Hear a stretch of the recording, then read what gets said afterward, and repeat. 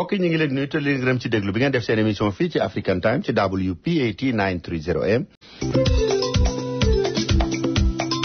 yéen a ngi ñuy déglu itam ci yolele.com seen mbokk Dambab moo nekk ci micro moo nekk itam ci machine bi dañ ko baaxoo def altine ju nekk noonu lañ koy defee ci altine tey ji xam ngeen ne njàlbeen gi ba ñuy tàmbali émission altine bi sax dañu leen waxoon ne li ci ëpp politique ak sport rek lay doon moo tax tey sport bi dana bari lool waaye balaa ñuy yegg ci sport bi daanu jël waxtaan woo xam ne Amadou Ba moo leen koy indi ci tënk li nga xam ne moo gën a am solo ci lu ñu waxtaanee ca Sénégal bu ñu noppee ci loolu itam danañu indi Xaadim Samb mu wax leen ci mbiri làmb ji waxtaan nañ ci ak moom waxtaan wu xaw a gudd bu ci xajee ñu dugal ci benn émission boo xam ne Latif Coulibaly moo ko def ci Sud FM Ndiaye Diop laaj na ko ne ko gars yi nee nañ yow da ngaa tëj sa gémmiñ léegi li mu tontu daañu leen ko wax am na itam yu muy wax ci mbiru gouvernement bi ñu laaj ko lan la ci xalaat ak lan la ci gouvernement bi xalaat bu ci xajee daañu leen ko tegal waaye dañu am suñu menn mbokk moo xam ne doomi Gànna la ci anglais lay ñëw moom li mu xam dëgg mooy mbiru football te xam nañu ne àdduna bi yëpp fi mu nekk nii li ñuy wax mooy ay bis gi weesu équipe yi war a dem coupe du monde ñoom ñëpp xam nañ leen te ko moom loolu la xam danañu ko invité doomu Ghana la ngir mu wax ak ñun ci anglais ñi nga xam ne dañ ko bëgg a poser question itam ñu laaj ko waaye am na yëgle yoo xam ne itam mënul ñàkk ñu defal leen ko seen mbokk Dambab moo ne ci micro bi moo nekk itam ci machine. rajo bi nga xam ni mooy rajo africain yi man moom rek laay déglu Salam Diallo. kon nag mbokk yi ni leen ko waxee rek dañ leen di daal di bàyyi ak ki nga xam ne moom mooy Amadou Ba ngir mu andi leen xabaar yi mu tënk xam ngeen ne fan yëpp ñi ngi naan ñee nga démissionné ci parti président Macky Sall waa kër président Macky Sall ak président Macky Sall ci boppam ñuy wax ne daf ci am ñooñ dañuy yaakaar ne ñoom daal ba àdduna jóg ñoo taxaw ñu def ko mu ne képp koo xam ne noonu nga fonke sa bopp xeeb Sénégalais doo mën a liggéey ak man ñooñu itam ne na président di doxale moo tax mën ñu toog ak moom loolu daañu laaj Amadou Ba mu expliqué ñu ko kon nag Amadou ñu bàyyi la gars yi nga expliqué ñu. mbokk yi ñu ngi leen di nuyu di leen wax ngeen dal jàmm fii ci Ndakaaru ñu war a waxtaan ak yéen tey ci xibaar yi nga xam ne ñu ngi laam-laamee fii ci Ndakaar ñu njëkkee ko rek li nga xam ne xew na fële ci Thiès ci week-end bi mooy ay militants ñi nga xam ne dañu bokk ci parti wopp doon fa xeex am tamit xeex bu xam ne jiit na fële ci Mbour ci ay militants yoo xam ne ñoom ñëpp ci APR la ñu bokk li gën a xaw a doy sax mooy inauguration lañ doon amal fële ci Thiès ci benn siège u APR militants yi Thierno Alassane Sall mi nga xam ne ministre la ak militants yi kii nga xam ne mooy Augustin Tine ak kii di moom itamit mu nekk ministre des forces armées ak kii di Amadou Ndiaye mi nga xam ne moom mooy PCA wu FONGIP ñoom ñett seeni militants ñoo doon xeex foofu ba tax na président de la république nekk bu muy tukki bu mu amaloon dafa woote ndaje crise nekk bërki démb ci palais ba ndaje gi guddal lool ndax président dafa mer ba futt la ñu wax ci ay xibaar yi fa taataane ci waxtaan yooyu ñu fa amee sax président dafa wax ne loolu bu mu amati te yi tamit moom nee na image dafay yàq image yu parti boo xam ne parti ñu réew ñoo ci nekk moom daal daf koy bañ ba tëdd ci suuf ba tax na mu jël ab commission de discipline di toog gendarme ñooñu nga xam ne ñooñu la jël pour fépp foo xam ne rek indiscipline ràññee nañ ko fa ñu daal di ñoom ñooy jëw autosaisir daal di jël ñooñu déglu leen proposé ko ay sanction bu fekkente ne sax dañ koy daax de bu fekkente ne sax dañu leen di dàq commission de discipline boobu mën nañu ràññee nañ ci kii di Souley Ndiaye ak kii di Mayel Thiam mi nga xam ne moom mooy administrateur parti bi ak Abdourahmane Ndiaye mi nga xam ne conseiller politique Macky Sall ak Abdoulaye Bathie mi nga xam ne moom mooy chef de cabinet wu président Macky Sall ak Sophie Ndiaye Cissokho mi nga xam ne moom itamit fi ñu jege président de la république ñooñu mooy juróomi gendarme ñi nga xam ne moom la président de la république tànn ci parti am képp koo xam ne rek jàpp nañ ne dañ la dégg nga def wala nga wax ci loo xam ne indiscipline la ci parti wu APR ñoom ñoo lay woow déglu la proposer président de la république ay sanctions donte sax bu dee dañ lay dàq danañ la dàq jàpp nañ itamit ni ci ndaje jooju kii di Alioune Badara Cissé kenn tudd ko fa dañ fa waxtaanee mooy parti wu APR parce que organiser seen i congrès le 1er décembre ji di ñëw fële ci King Fahd Palace fii Dakar loolu daal mooy loo xam ne mën nañu koo jàpp ci fële fi nga xam ne amoon na ndaje boo xam ne amoon na moom président de la république amaloon na ko moom ak ñu ma nekkaloon liñ ci jàpp yi tamit moom président mere na lool ñi nga xam ne seen i militant doon nañu xeex fële ci Thiès ak fële ci Mbour ci foofu yi tamit waxtaane nañ fu mbirum kii di Jacques Diouf ak kii di Moubarak Lo ñi nga xam ne ay collaborateur président la ñu woon waaye ñu daal di teg ci seen ndombal tànk loolu yu tamit ne ñoom ñaawlu nañu lu mbir mi xaw a demee ndaxte kii di Moubarak Lo dafa jël benn communiqué daal di génne wax ne li tax moom mu démissionné ndaxte dañ ko dénkoon dara ñu daal di ko delloo ñu daal di ko jël nangu ci loxoom ba tax na loolu moom te tamit nee na àndul ak président ci management bi ni président ni ko management ma doxale nu mu koy doxale ñii ñu bëri nag ñu jàpp ne Moubarak dafa xamul boppam ndaxte président de la République moom mooy définir nu muy doxalee réewam bu fekkente ne moom fal na la xëy amuloon ni nga koy waxee nii lañ doxalee nii la ñuy doxalee moom moo war a wax ne nii laa ko bëggee moom nag moom Moubarak wax na ne tamit am na benn groupe diisoo bi nga xam ne doom bu Abdoulaye Bathily ci la bokk ñooñu ay kàngam la ñu nekk bitim réew daanaka nee na président Macky Sall fay na leen ci consultance ci li toll ci 2 milliards ci li nga xam ne ay xam-xam yoo xam ne Sénégal am na ay kàngam yu mel noonu ñu ko mënoon def te duñu fayeeku loolu yëpp daal doon na ay déballage bi am diggante Moubarak Lo ak président Macky Sall loolu ba président Macky Sall sax bu nekkee woon fële ci Koweït def na benn génn ci presse bi daal di wax ne moom képp kuy liggéey ak moom da ngay nangoo liggéey ak moom tey tamit nga normelu nga bañ a doon koo xam ne da nga yaakaar ne yaa ëpp nit ñi xam-xam tey tamit tey jii ne bu mu doon daje ak nit ñooñu ak waa comité am ñooñu tamit wax nañu ne Moubarak xam-xam bi muy jaay amu ko ndaxte diplôme yi ñu naan ne am na ko sax amu ko loolu daal wax ñi jege président Macky Sall la waaw loolu daal ñi nga xam ne jege ñaale président Macky Sall la loolu la ñu wax ne nañu Moubarak dafay mel ni dafay wane boppam waaye amul xam-xam bi muy wax ba tax na ñoom ñu ngi wax ne président de la République ñu ngi koy feddali ko réewam pour mu wéyal liggéeyam nu mu ko bëggee. jeexale ci mbirum Moubarak Lo ñu dem ci fële fi nga xam ne mooy assemblée nationale nag nañ gis ne nekk démb wala boog nekk tey loi bi nga xam ne dafay def Magal Touba férié jàll na nekk tey adopté nañ ko daanaka 22 personnes la woon kenn rek moo ci def abstention waaye ci ndaje bi sax am na ay téesante yu fa amoon ci diggante kii di ko si woon ne mooy Aïda Mbodj ñoom am na ay échange yoo xam ne xew na ci diggante gi waaye lu am ba des mooy loi bi jàll na balaa muy jàllagum ci plénière loolu yi tamit dinañu ci dalwaat ci fan yi ñëw ñu jeexale rek mbirum traque des biens mal acquis mi nga xam ne ñu bëri njortoon nañ ne mbir mi daanaka dafa xaw a yéex ñu jàpp ne kii di kii Gassama mi nga xam ne moom moo jiite rajo Zik FM bi nga xam ne moom la ñu wax ne Abdoulaye Baldé ko moom woolu nañ ko moom itamit ñu déglu ko ñu bëri njort rek ne dañ ko déglu ci mbirum alal joo xam ne dañu njort ne moom président moom Abdoulaye Baldé ko moom loolu mooy firndeel rek ne que ñu yaakaaroon xëj na que traque des biens mal acquis bi dina yem ci Karim Wade rek dina wéy ndaxte fan yii di ñëw dañ déglu moom Abdoulaye Baldé déglu nañ tamit soxnaam ci fan yee wees loolu daal mooy loo xam ne mën nañ leen koy indil nekk tey ñu mën seeni waxtaan bu fekkente ne amuloo beneen laaj.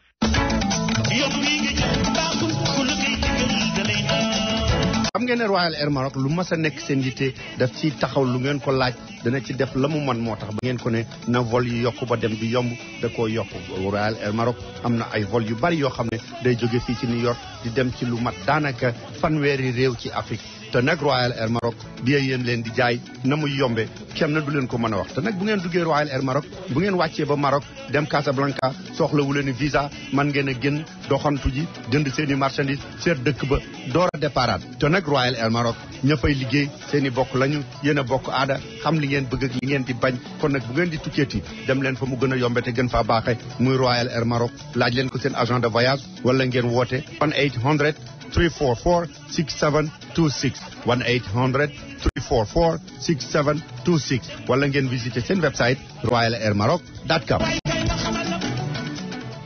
kon niñ leen ko waxee woon dañuy bàyyi Xaadim Sàmm mu tënk mbiru làmb ji balaa ñuy ñëw ak yéen ci lu jëm ci mbiru football bi bu ci xajee li nga xam ne moom la ñuy daanele mooy mbiru Latif Coulibaly bi ñu leen wax ne moom it def na waxtaan bu gudd a gudd wow mënu la ñàkk ñu tegal leen ci as tuuti waaye nañu toppatoo mbiru sport bi ba noppi.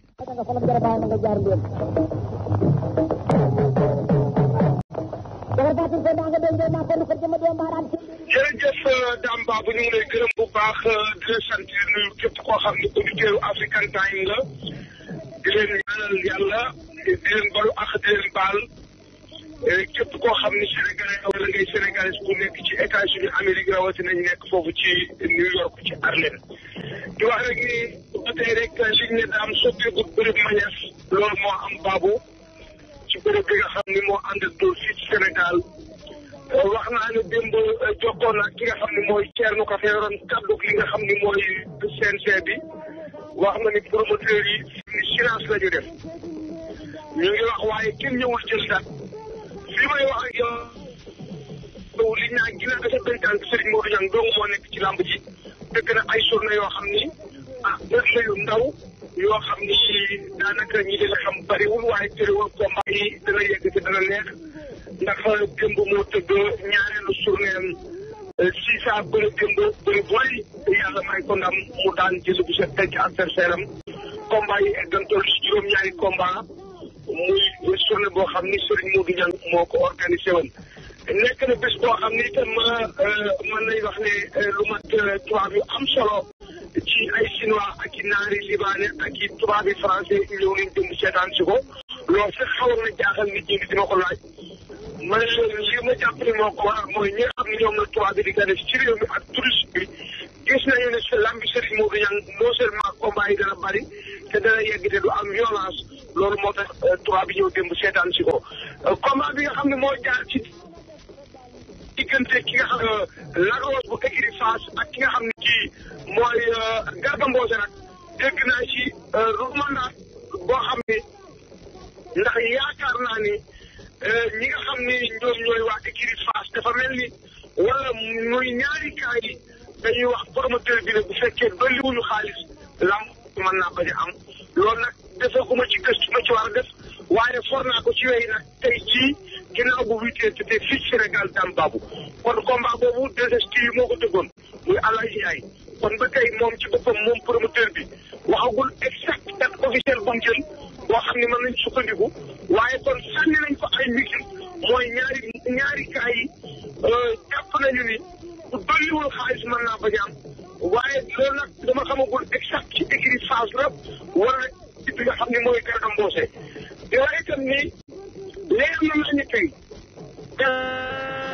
xana ma ci gémmiñam ni ma amul benn promoteur amul benn mbër boo xam ne ak dara la seeti pour waxaalee ci la ndax nee na soxla yi mu tëgg moom yooyu doy na ko sakk loolu kon bokk na ci ni Bombardier dafa mel ni mu ngi bëgg a ñàkk chance war a def année balance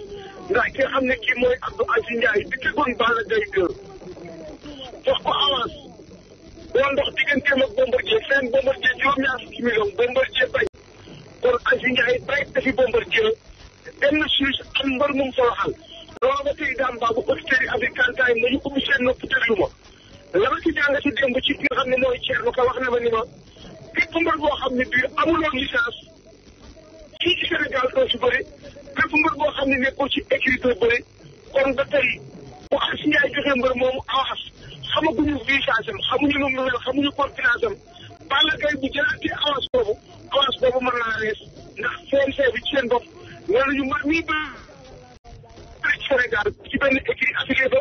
te ci des mooy day am licence kon mbër mu nekk si amul licence CNG yi xam nañ ne ñoom ci seen bopp promoteur bi ñëw wax ak ñoom ñoo amateur yi ko déggandoo am na nag ñoo xam dañuy xëy ci lamb ne nañ Aziz Ndiaye loolu daf ko def ak yër dégg ko ci ak Balla Gaye de wala mu dégg ko ci dugal ne bàyyi Balla Gaye commence ko ngir mu defal ko wax ngir Bombardier mi ngi ni moom la bëgg mu bëre ne combat boobu su ma ko naree ñàkk naa wàññi loolu itam doxu seetlu la combat boobu daam baabu du combat bu wérul ci CNG dama defee sondage yi waxtaan ak amateur boo xam ne Balla Gaye amul droit di bëri mbër moo xam ne kenn xamu ko amul droit di bëri mbër moo xam ne ko ci écrit yi ndax ñi may rawaas Balla Gaye de am na ñoo xam ne war na leen may rawaas am na ñu ko daan am na ñu mu daan kon ñi ko daan na leen may rawaas ñi mu daan mu may leen rawaas loolu la amateur lamb yëpp wax daam baabu kon fii may wax Bombardier mën naa defaat année balance Gaston Mbengue mi nga xam ne yaakaar nañ ne ni moom ci boppam doon na ko dox ci lu wér loo xam ne am naa ci lu leer nañ Gaston wax na ma léegi balaa nga may jokkoo ak yow ni ma doxatuma Bombardier doxuma kenn solo yi ma tëgg doy na ma ci laa bëgg a nekk daam baabu ba saison bi tëj waaye si nga it kenn déggu ko maanaam bu passé Bombardier soo astafurlah su passé Gris Bordeaux ak ki nga xam ne kii mooy Tyson ak ki nga xam ne kii mooy Eumeu Sène ak Modou Lo amul benn combat boo xam ne Aziz Ndiaye taxawal na ko wala mel ni mbër bu mu taxawal daam baabu kon maa ngi lay déglu bu fekkee am na laaj boo bëgg a samp. waaw Khadim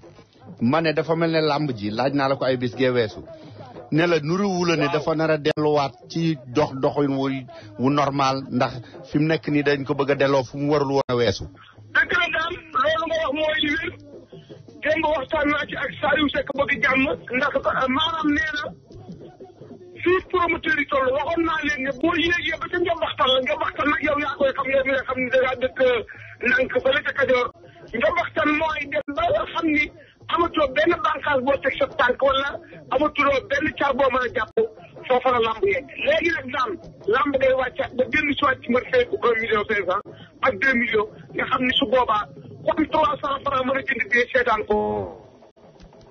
foo am na jënd bee seetaan ko ku yor sa 1 million mën a dëgg lamb waaye fa lamb nekk moom daam dellu si waat na kooku kenn mënu ci dara promoteur yi mënuñ ci dara parce que actuellement am na ay promoteurs yoo xam ni banque yaa ngi leen topp te loolu xam nga musiba naa laay la ndax wax naa ne dégâts yi lamb def daam baabu pour mu fay xaru daaw ak daaw jéeg léegi ko ba ak lamb delloo si boppam par force daam baabu loolu nga wax nungul nañ la ko ñëpp d'accord nañ ci daam baabu. Khadim beneen bi itam mooy dafa mel ne leneen itam junjoon nga ko keroog bi ñuy waxtaan du woon ci rajo bi sax ngay wax ne li xawoon a yóbbu bopp nit ñi promoteurs yi mooy sponsor yi te sponsor yu mag yëpp dafa mel ne bi yoon nee nañ tekk wala dañ ne sax. waaw mooy sponsor yu mag yi itam dañ cee génn moo tax li doon dofloo gaa ñi wàññiku. voilà daam loolu ak gis naa ko ba am naa ci lu gën a leer maanaam sponsor yu mag yi nga xam ne ñoo fi nekkan nga xam ne ñoo daa joxe 300 millions ak 400 ñooñu mën naa la wax ne tey ñëpp bàyyi nañu maanaam fii may wax ak yow amatul benn sponsor boo xam ne bii romb nga 3 millions ak 2 millions parce que ki nga xam ne mooy Serigne Modou Niang bi nga xam ne actuellement mooy tëgg lamb yi ñamu yoroon weer taasiwu ko amul benn bu ci dolliku kon daam na ni sponsor yi ma ngi doon joxe 300 400 500 millions ñooñu bàyyi nañ lamb loolu moom daam maa la ko wax parce que nag sax am naa leneen lu ma jàngataat loo xam ni yàlla bu mu am ndax su amee moom la foofu gémmiñ te du ànd tib benn bi fi defen dinaa waaye bu mag bi nga xam ne moom moo tax flamboon am tàkk ci lamb boobu doon nañ ko karkaral di ko yaakaar waaye ci gëstu yi ma def jàpp naa ne dañu ni bu suuf neexul si lu neex te comme ñetti fi nekkan yu mag yoo xam ni bu buna bi ak bi nga xam ni bi mooy bu moos bi ak bi nga xam ni dafa mel ni dox boobu nga xam ni moom la ñuy lekk te mu soon ñett ñooñu nekkoon fi daam ñooñu ñett jàpp naa ne ñoom ñëpp bàyyi nañu làmb parce que benn bu mujj bi nga xam ni moo soon tey lekk xam bu mag boobu nga xam moom la ñuy lekk te muy jóge Maroc bi ñëw te ñu ko bay ci réew mi loolu laa koy waxee ndax bugguma mu nuru publicité mais daam boobu sax jàpp naa ne dafay dund fu may wax ak yow delloo na bopp ci 1 million ak 300 000 ak 500 000 fi may wax ak yow it amul benn promoteur boo xam ne gis nga benn date bu dul date yi ma la wax daam baabu. ma ne du orange ngay wax ñun loolu bañu ko ci sunu rajo fii orange ngay wax ne moom it dafa rocc ci loxoom. waaw orange dafa voilà alhamdulilah heureusement yéen maa ngi leen di saluer aussi daam baabu surtout African Time parce que du ngeen bañ sax tudd bu fekkee da ngeen def liggéey te bëgg auditeur bi am lu leer maanaam xam nga ne ki nga xam ne mooy ci ko tàggoon na ci làmb ji def na ci juróomi at bàyyi na ñetti at duggul làmb wala juróomi at daaw orange replié na bàyyee terrain bi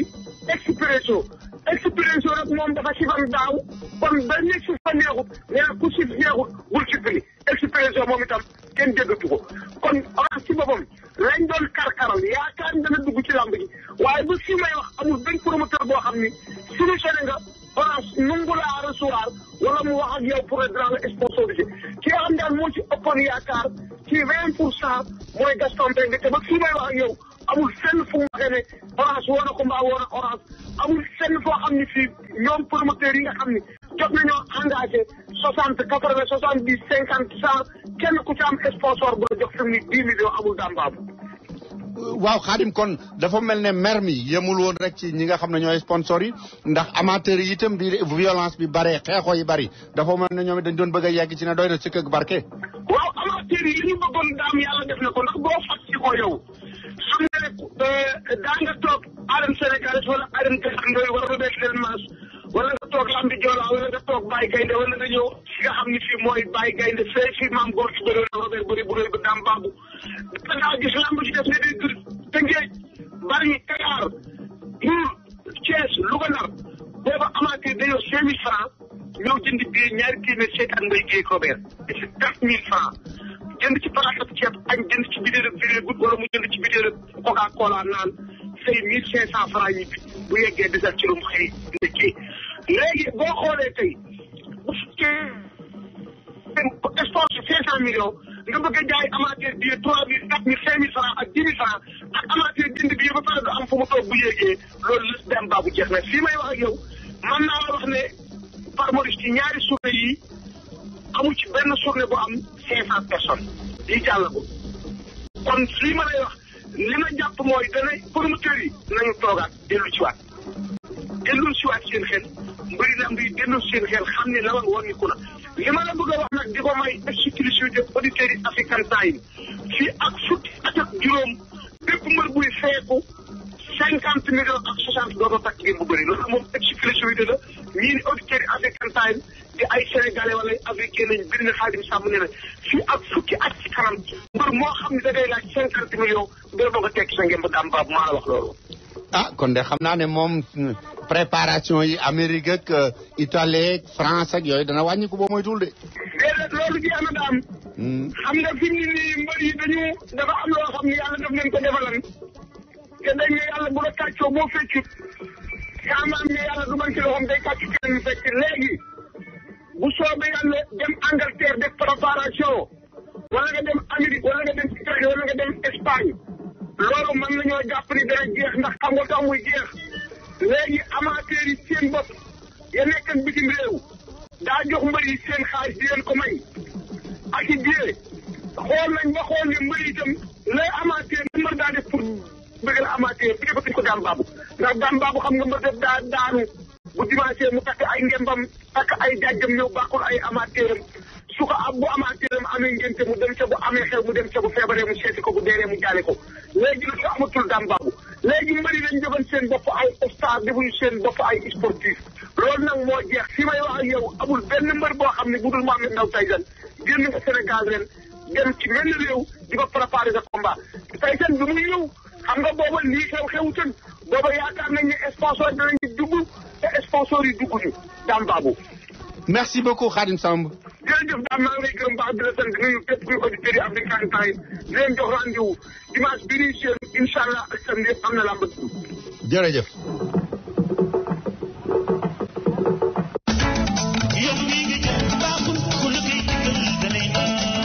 xam ngeen ne Royal Air Maroc lu mas a nekk seen yitte daf ci taxaw lu ngeen ko laaj dana ci def la mu man moo tax ba ngeen ko ne na vol yokk ba dem bi yomb da koo yokk Royal Air Maroc am na ay vol yu bari yoo xam ne day jóge fii ci New York di dem ci lu mat daanaka fanweeri réew ci Afrique te nag Royal Air Maroc bi yéen leen di jaay na muy yombe kenn du leen ko mën a wax te nag bu ngeen duggee Royal Air Maroc bu ngeen wàccee ba Maroc dem Casablanca soxlawu leen visa man ngeen a génn doxantu ji jënd seen i marchandise seet dëkk ba door a départ te nag Royal Air Maroc ña fay liggéey seen i bokk lañu yéen a bokk aada xam li ngeen bëgg ak li ngeen di bañ kon nag bu ngeen di tukkeeti dem leen fa mu gën a yombe te gën faa baaxe muy Royal Air Maroc laaj leen ko seen agent de voyage wala ngeen woote 1-800 344 6726 1-800 344 6726 wala ngeen visiter seen website royalairmaroc.com. waxtaan wi nga xam ne Latif Coulibaly séq na ko ak Ndiaye Diop Latif Coulibaly ñu bari dañ ko fonkoon lool ci mbiru journalisme ak mbiru gëstu ak mbiru feeñal ay labaj ak yooyu am ñu ne ba mu duggee ci gouvernement ba léegi dafa tëj gémmiñam waxatul gars yi naan mbaadu dañ ko mosal ak yooyu waaye Latif Coulibaly Ndiaye Diop loolu la ko jëkk a laaj ñu déglu li nga xam ne moom la ko Latif Coulibaly tontu balaa ñuy ñëw ak moom ci li des ci liggéeyu gouvernement bi moom mu yor seen kàddu naka la ko gisee. yow boo doon suuraale li ji di wax ci àddina nga toog ne ñu ngi wax lii du ma def lii kon doo def dara ci àddina lépp loo mébét dugg ci àddina nag am na loo xam ne li nekk lay wax ba may def concours CESTI di ko admis maîtrise droit laa amoon maîtrise droit 1981 yàgg na de avocat boo mën xarale dem fekk soo mag magistrat mu ne ko sa rakk ji gis naa ci moom ay anam yoo xam ne ak jëfin yoo xam ne ak xam-xam li ma bëggoon mu ñëw suma cabinet nekk avocat warul def journalisme est-ce que dégg nga wax parce que day yàq day perte temps am soo mag dafa waree ne ko mais loolu la bëgg doo bàyyi jàmbur ci li mu bëgg moom ci boppam mu dox ak tànkam bi fekk ma fa toog wax ma ko fa ne ko yow ba nga duggee ci avocat daf la neexoon nga dugg ci man soo bëggoon nekk avocat kenn du ma ne kaay dugg ci dama ci dugg lépp loo nekk ci àddina def rek dina am loo xam ne boo dégloo diw man lay fexe ba doo ci dugg Abdoulaye Wade amoon na droit ŋàññi la may def ŋàññi ñooñu waaye nag bu doon dama koy déglu lu bari du ma ko def ci àddina parce que bu ma ko déglu woon ci wenn wàll danaa ànd ak moom te mu doon wax ne ñëpp politicien lañ xam nga dafa Abdoulaye Wade xam jooju daf ko doon wax pour mooy koo xam ne kii gis na ne politiciens yi xëy na amuloon ko ci sonaloon trop waaye journalistes yi sonaloon nañ ko te dañu réere mbir Sénégal lenn espace bi mooy li nga xam ne fi nit ñi dajaloo di ŋànk affaire publique yi ñaari espace la muy espace politique ak espace public ñi nga xam ne am nañ xam-xam ñu ràññee leen di jàng affaire politique daf ne politique ñaar ñoo ko seq ñaar homme politique bi nga xam ne dafa dugg ci espace politique bi ak homme public bi nga xam ne dafa taxaw ci espace public bi di jàkkaarloog homme politique yi suñu defee mu xool lañu def bu ñu dindee mu xool lañu def mais ça veut pas dire que ku ci nekk rek fa nga nekk nga war a nekk day mën dëppel kii mën naa jóge fii dem amul kon xam nga loolu ñàkk xam-xam la di wax lu demee noonu dëgg laa ñu koy wax nag naan journalistes yi ay homme politique yu nëbbatu la mais non journaliste seen liggéey ak homme politique dañuy daje te seen liggéey amul frontière boo xam ne dañ ko taxawal ne kii fii lay war a yem kii fa la war a yem mu ngi dépendre ci ku nekk la nga mëbët ak la nga bëgg a def soo buggee def lii def ko soo buggee def del te loolu mooy démocratie loolu mooy liberté donc man wax yooyu bu ma ko déggee daf may def de léegi yaa ngi ci biir di yëngu Sokone mooy sa base bëgg nañ xam Sokone noo fa taxawee ndax yaa ngi yaatal parti bi ndax xam naa loolu moo tax nga bëgg mu def base am tey jii Sokone bu ñu jëmee ci ay wote est-ce que mën nga ne président sa xel mën na dal fii ci Sokone fi ma yëngu nii. xam nga dafa am loo xam ne nii di ko wax ci rajo yi jaru ko da ngay xaar ba mu sotti nga wax ko comme moo yow moomoo nit ñi da nga leen ñaan ñu woteel leen boo taxawee fii ci rajo bi tey di bàkku naan président tëddal nga nelaw dëkk ba nooy na yaa ngi nax sa bopp yaa ngi def loo xam ne président santul la ko. mais yaa ngi liggéey lu ko nooyal. loolu moom yaakaar naa ko waaye nag ka ko mën a wax mooy doomi Sokone yi xam nga man suma dëkk ak la ko wóor tooguma ba nekk politique wàcc fa di nemmeeku ba ñu may xam soo fàttale ko procès bi ma fi defoon ay kaar ñu jógee suma dëkk ñëw di ma jàppale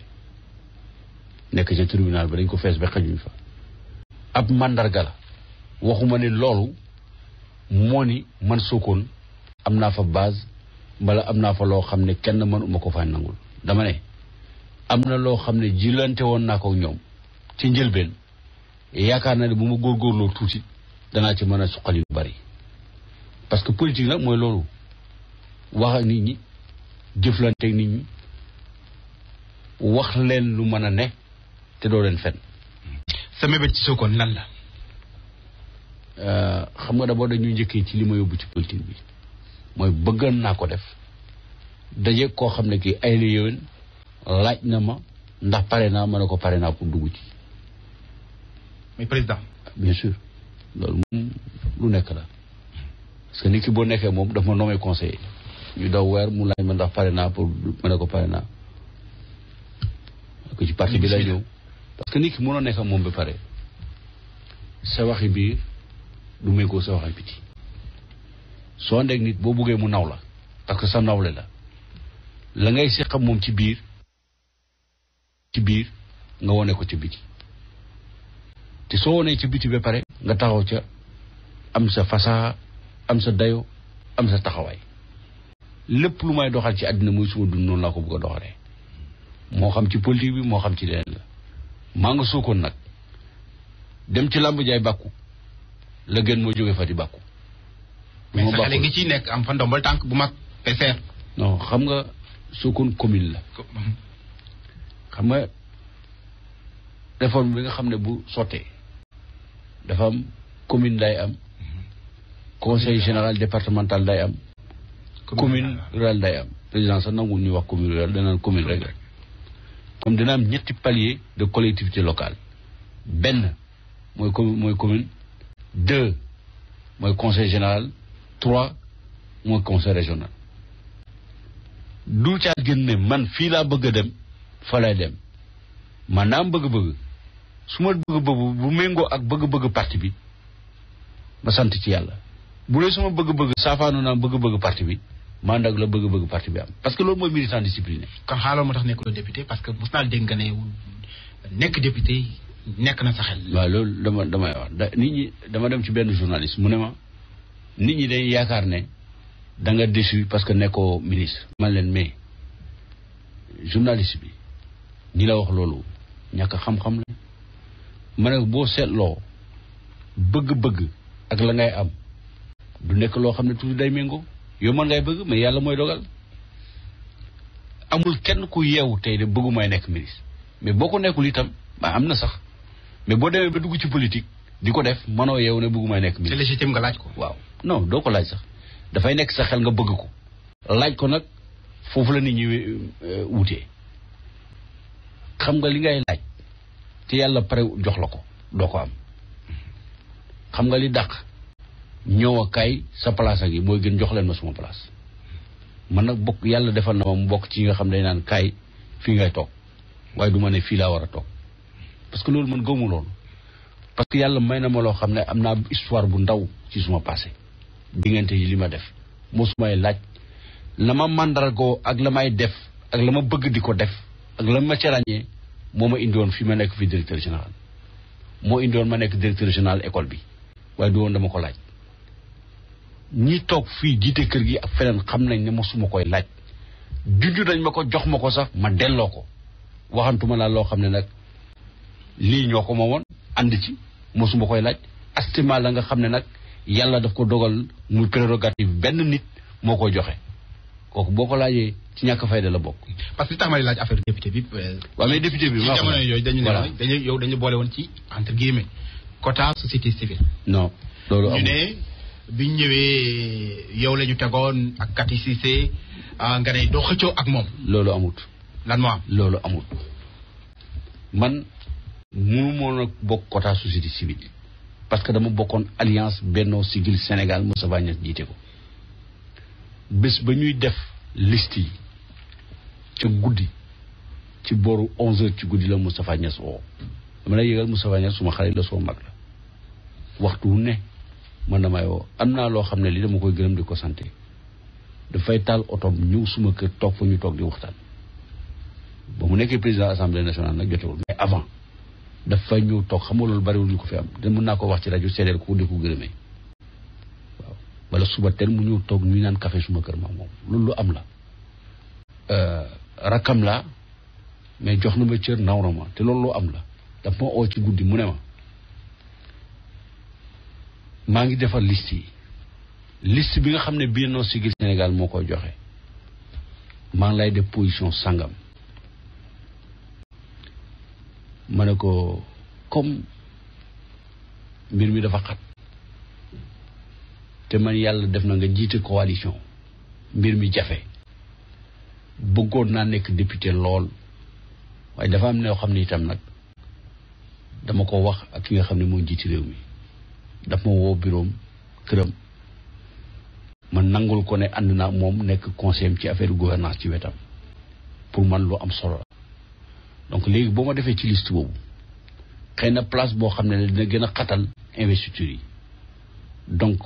mën nga maa ñàkk a def su ko defee nga def keneen man comme yàlla def na dem naa fali ba pare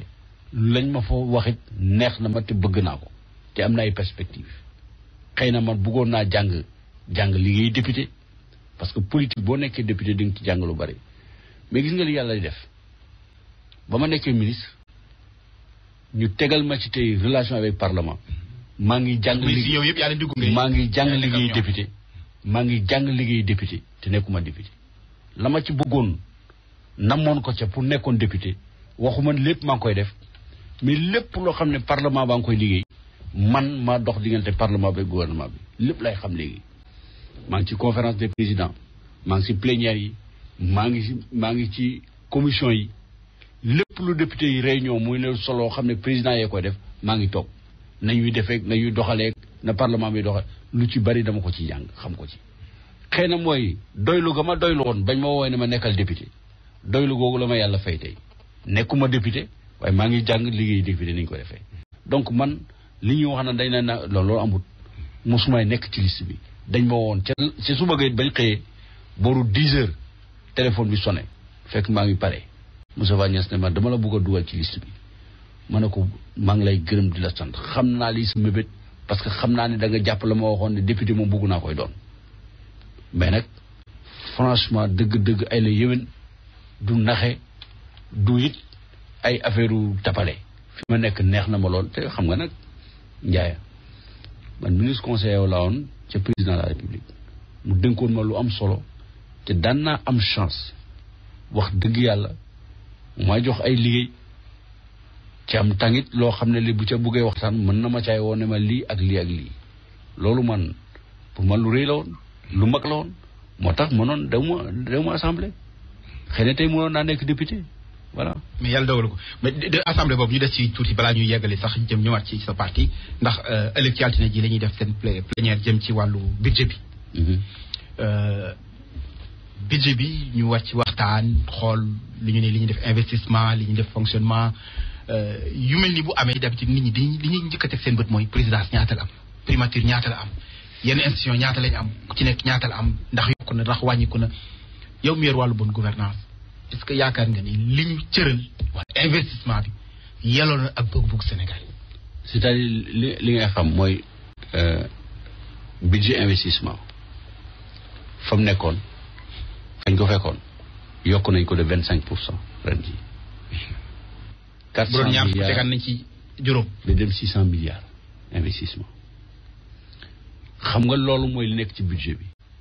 waaye investissement dañuy jëggaane leneen ca bitim réew di ko ci def kon budget bi bu ne def nañ 500 milliards xamal ne presque am na beneen 1000 milliards boo xam ne dañ ko jëlee dugal ko ci biir parce que man suma budget par exemple tey ministère 3 milliards la waaye diggante fii ñetti at juróomi at am nañu ay projets yoo xam ne ak ay programmes yoo xam ne yi bu ko communauté bailleur de fonds nangoo dem na bi ci 25 milliards donc li nekk ci budget bi mooy li nga xam ne gouvernement bi ci boppam mooy jóg dugal ko ci mais du loolu mooy fa lay yem da ci yokk leneen loo xam ne mën na ñëw suba mën na ñëw gannaaw suba mën na ñëw gannaawaati suba te loolu kenn xamagu ko dañ koy xayma rek yaakaar ko estimer ko ne lii war nañ ko mën a dugal da nga ko ciy boole parce que budget moo ni doxee noonu dafa am ay recettes yoo xam ne ordinaire lay recettes yoo xam ne dañ ko planifié am nay recettes yoo xam ne dafay dugg au cours naa la jox exemple xam nga budget bi ñu defoon 2012 prévoir woon ne danañ mën a fekk lu mot 30 milliards ci Dubai Port dugg na ci diggante bi 30 milliards yooyu. su ko defee 30 milliards yooyu waaw xam nga loolu sax dina fexe ma wax ci affaire décret d'avance. waaw xam nga 30 milliards yi bu duggee il faut que ñu dugal ko ci budget bi kooku pour ñu dugal ko ci budget bi député yi doo leen waat ñu wote président daa jël décret def répartition xaalis boobu. décret boobu nag buñ toogee ba waxtu jot ñu oo assemblée dal di nangu décret bi wote ko. valider ko moo tax ñu bari di wax décret d'avance dañ koy wax mais du ñu xam décret d'avance du décret d'avance bi ci boppam moo am problème lañ cay dugal ca biir ak nañ koy laqee ak nañ cay tapale loolu mooy am problème loolu nag daf fi moo tax nit ñi ragal ko léegi parce que daf fi doon am nit ñi buñ ko dugalee ba pare lañ ko bëggoon defee ñu defee ko neneen détourné ko waaw parce que dañu naan dañuy defar man am na ñu ma ci waxoon atam mais man waxuma woon décret d'avance bi moo nekk en cause mais lañ ca def ca biir parce que dañu jël ñu ne Matam Linguère tali bi ñu def prévoiroon 9 milliards ñu def décret d'avance rocci 9 milliards yi ñu ne dugal nañ ko ci construction villa présidentielle yi ba léegi villa présidentielle gisoo man loolu laa doon dénoncé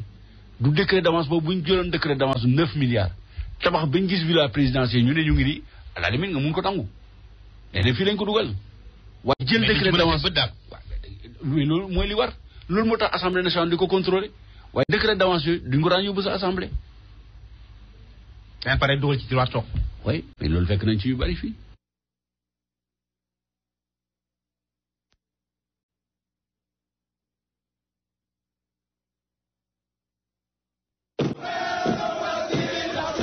Les politiques ont fini de montrer leur échec dans la gestion des affaires populaires. Nous demandons à toutes les troupes résistantes de battre rappel. Hommes, femmes, position sentinelle, nous sommes Maji Watakonde. Bataillon blindé, come back in the game. Takk nañu team yi, amee nañu ligne yi, tey ñu represent. Combattant yi, résistant yi, bañkat dëggantaan. Sët ci Guevara, doom ci Sankara, yàgg ñun ñooy daan. waaw mbokk yi kon ni leen ko waxee woon ci njëlbeen gi ñu dellu si di leen gërëm ci déglu bi ngeen déglu seen émission fii ci African Time ci WPAT 930 AM yéen a ngi ñu déglu itam ci yoolele.com ak ci téléphone bi 979 28 24 228 979 28 24 228 yaa ngi fàttaliku bi ñuy tàmbali émission lundi bi dañ leen waxoon ne li ci ëpp politique lay doon ak sport surtout sport kon dégg ngeen Khadim Samb dégg ngeen politique bi Amadou Ba tënkal nañu li nga xam ne moom la ñuy waxtaanee ci Sénégal léegi dafa am gan goo xam ne mooy suñu invité muy suñu benn mbokk boo xam ne mi ngi jógee Nigéria mi ngi tudd Benga Zubair nag yàlla dafa def dafa xam mbiru football lool moom lañu fas yéene waxtaanal ci li des ci programme bi xam naa sax du ñàkk bu ñu defee 10 minutes ak moom daañu ubbi antenne bi ñi nga xam ne dañ ko bëgg a laaj ci anglais wala bu ñu bëggee laaj ci wolof itam ci lu jëm ci mbiru football bi ñu tekkil ko moom mu tontu leen waaye balaa boobu dama bëggoon ngeen may ñu rek ñu def ñaari wala ba ñetti yëgle ci ay tàgge benn bi Serigne Sidi Mokhtar xalif général Mouride Serigne Mountakha Mbacké xalifa Daaru Minam Modou Mokhtar Diop ci mu nekk ci Virginie di goro ci ki faatu Bintu Ndiaye ca Virginie di doom ci ki faatu ak mbokk yi xarit yi ñooy am naqar ak tiis di leen tàgge seen taalibe seen yaay seen goro soxna Seynabou Diop gaañu na ci samedi bi 23 novembre ca Thiès denc nañu ko démb ca Touba danañu ko ñaanal itam dimanche ci di ñëw ca Thiès ku dégg tàgge bi nga ñaanal ko yàlla yërëm ko te yeexanu bi itam Serigne Sidi Mokhtar Mbacké xalif général Mouride Serigne Khadim Mbacké Abdoul Aziz bu ci New York daayira Daaru Khoudoss daayira Guy Mbind El Hadji Serigne Lo président Mika ak bokki taalibe yeeg bokki jullit yëpp ñooy am naqar ak tiis di leen tàgge soxna Kunta Mbacké moom Serigne Bara moom maam Aminata Lo moom maam Borom Touba soxna Kunta Mbacké nelaw na ca Guy Mbind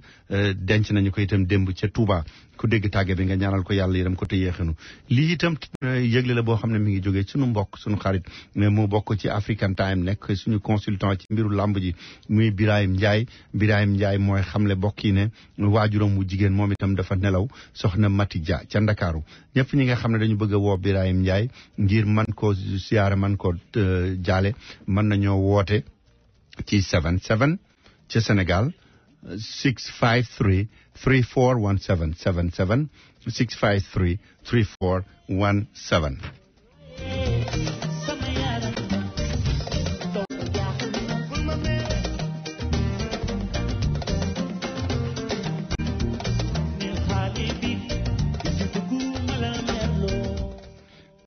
So as I just told you in Wolof,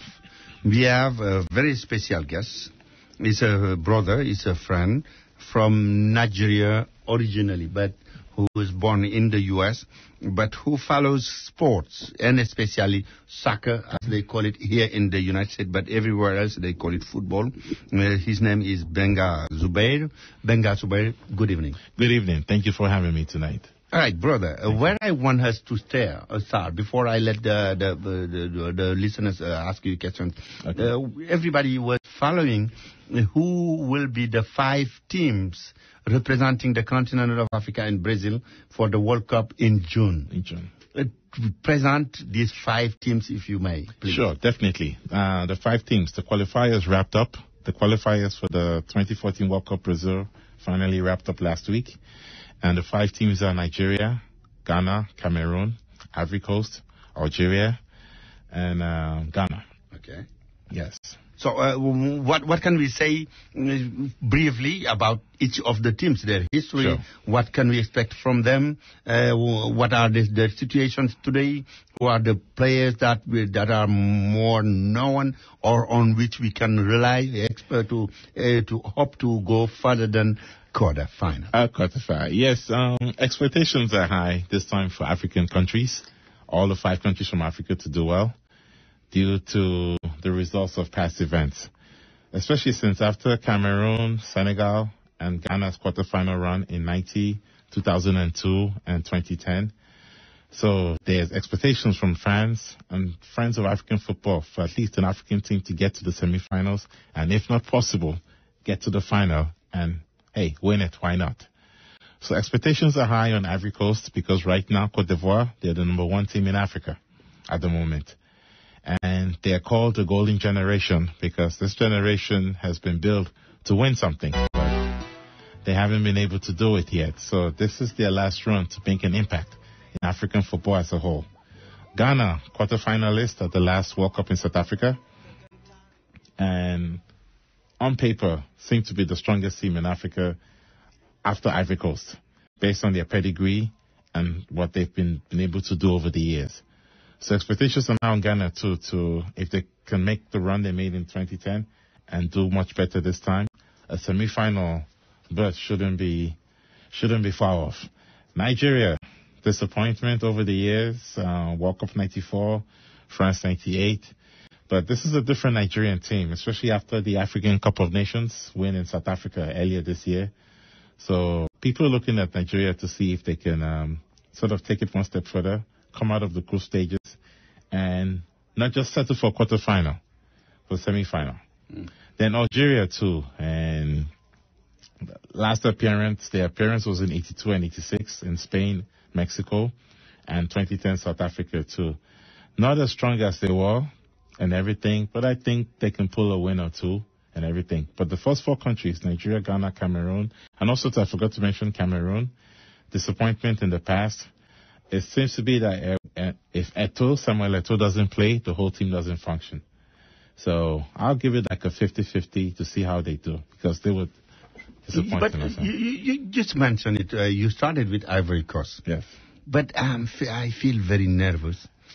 after the game against Senegal. It's not that the Senegal played well. To me, playing well is winning a game. Yes. I'm not talking about that. But a team as experienced as Ivory Coast, on which a lot of people are counting for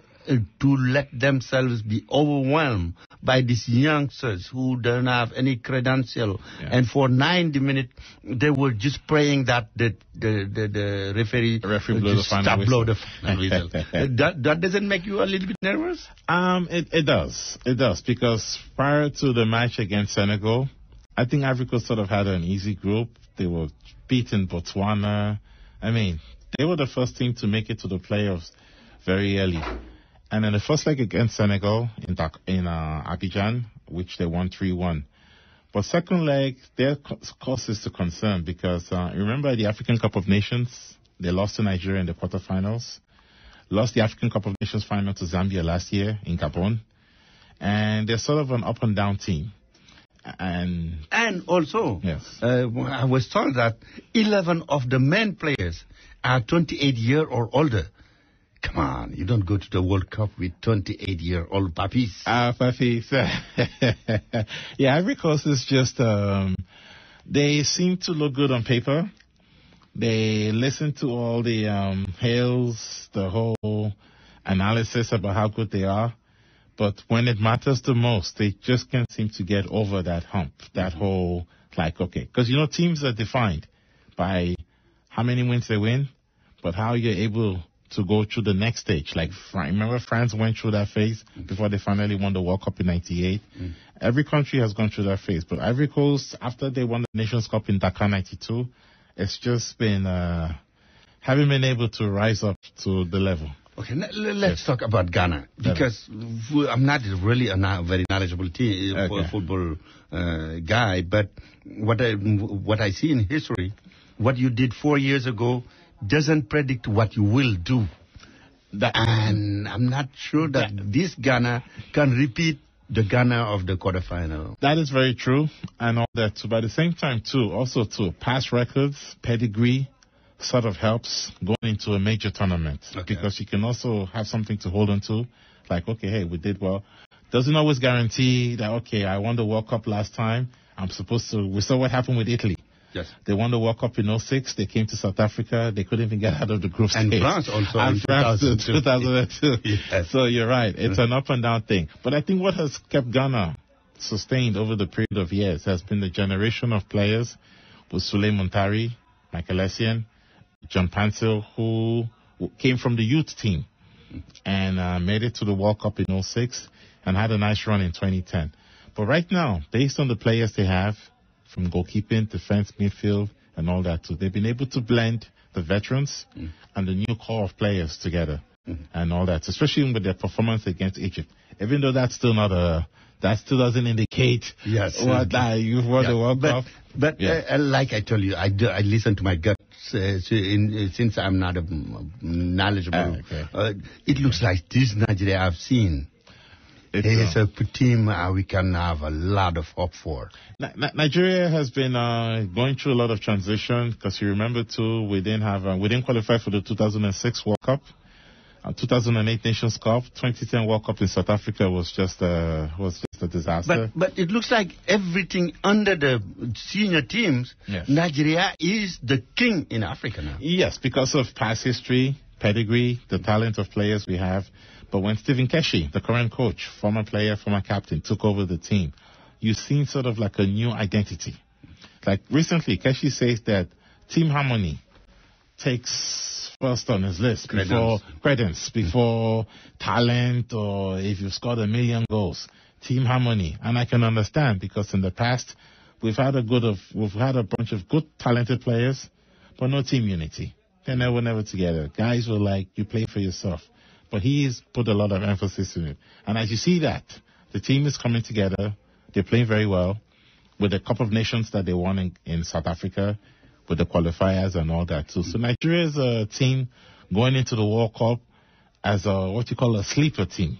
Like, okay, let the expectations be on Ivory Coast and Ghana, and let Nigeria come from behind. Under the radar. Exactly. but like you said, I think Algeria may be the unknown. Nobody can tell you really how Algeria will. Algeria, they're up and down. Remember, they had a nice run in the 82 World Cup in Spain. 86 World Cup didn't do very well. Then they were out of it until they qualified. I felt they should have,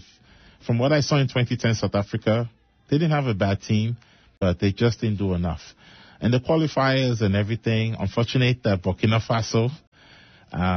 messed up and everything. But I think Algeria, they have one or few good players, the captain, Chiani, and all that, who can spring a surprise too. But the history of football is usually people who struggle to get to the finals. Yes. They are usually people who do well. Brazil, if you remember the qualifiers for 2002 World Cup, Germany and Brazil struggled. And Brazil struggled in the qualifying stages to qualify. Germany had to go through a playoff, and the two countries ended up in the final. Exactly. Uruguay struggled, and during the qualifiers last time, went through Costa Rica and see what they did. So you're right. There's a team, I think the weight of expectations is once you get to the tournament, you're more relaxed. And you can sort of, it's like you're starting afresh. Okay, I will open the line for the last 5 minutes, but I will have a bet here. Okay, sure. I'm an adventurer, and when it comes to these things, I have already 3 of my 4 semifinals. Okay. To me, I expect Spain. Okay. To be there. Brazil, of course. Brazil, host country. And maybe United States of America and Nigeria. USA has been doing well, improvement, up and down in the World Cup, but since 1990, because from 1950 in Brazil, they didn't qualify for the World Cup until Italia 90. So they've been very steady since. Under Jurgen Klinsmann, they've been playing very well. He's brought a lot of new young players and everything. So I think the World Cup will sort of like it's due for USA team to go far. Okay, but Spain, defending champions. I think they will go far beyond maybe the quarterfinal. But I feel like Spain is Barcelona without Messi. Is that the same analysis that you have? Spain usually, because you're right, the core of the team come from Barcelona and Real Madrid, with little bits of players from Atletico Madrid, Villarreal and others too. But that's the entire core of the team, from the goalkeepers to defenders, midfield, and all that too. But Spain, usually, their game is in the middle. In the midfield with Xavi, Iniesta, Sergio Busquets. And those are the guys who are actually the engine room that decides whether they win a match or not, that keeps the defense, midfield, attack all connected. But if one of the two players are missing, Spain might struggle. Yeah, I see. So, anyone wants to ask a question to our friend Benga, you are welcome to call 212-219-9695. As I told you, if you want to ask a quick question, either in English or Wolof in French, we can translate for him. That will be acceptable. African time. African time. Yeah, hello? Yes. Yeah, the Ballon d'Or going to Africa or to Europe? The Ballon d'Or will be going to Europe as of now, because the only nominee for the Ballon d'Or from Africa is Yaya Toure. And the way the voting is done by the media and the national team coaches, it tends to favor the Europeans, the Cristiano Ronaldos, Lionel Messi, Frank Ribéry. Yes, Frank Ribéry and all that too. But the top African player over the last 2-3 seasons has been Yaya Toure. Okay, but you might call dear listeners 212-219-9695. But today